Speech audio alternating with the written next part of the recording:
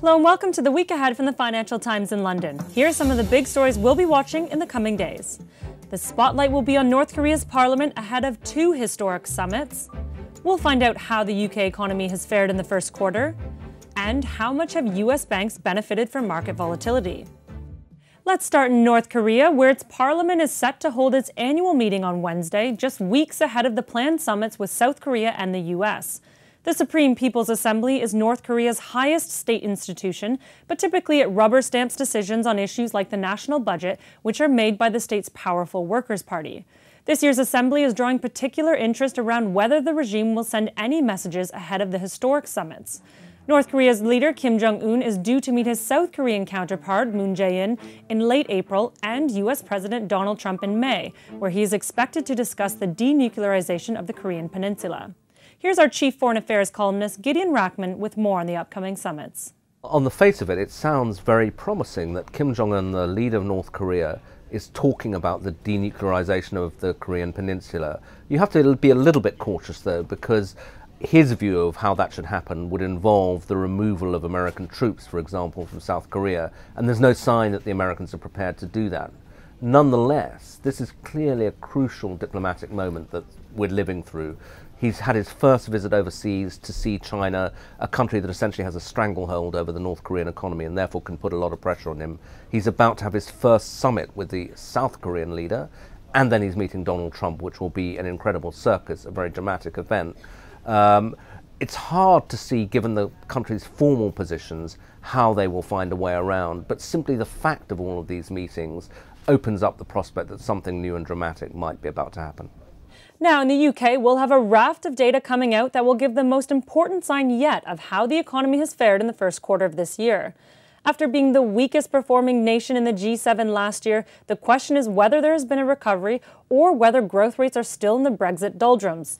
We'll get some insight when official data for construction, manufacturing and production for February is published.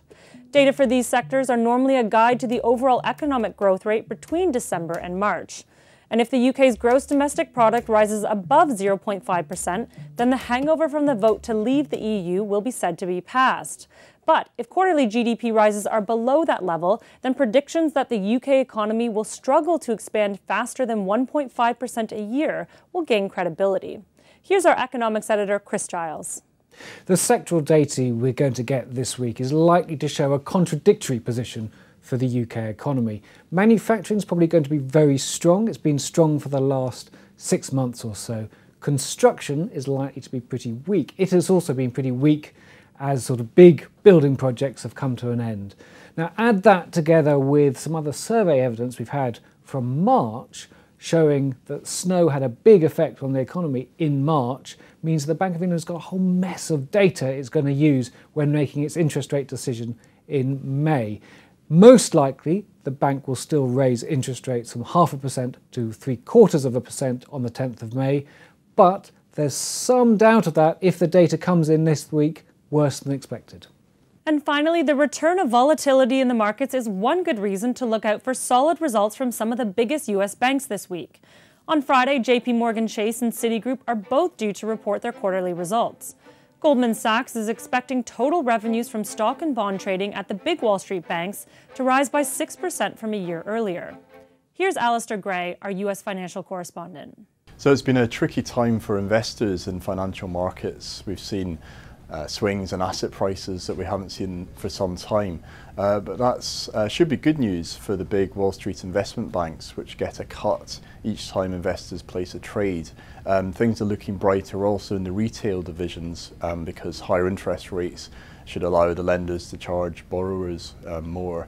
So it's all shaping up to be quite a positive quarter for the big US banks. I would caution that expectations for going into the results are really quite high. The shares in the big banks have sort of ticked down with the wider market recently, but they're still up very strongly, especially over the past 2 years. Shares in S&P 500 US banks are up 60%, so there isn't really much room for slip-ups. And that's what the week ahead looks like from the Financial Times in London. See you again next time.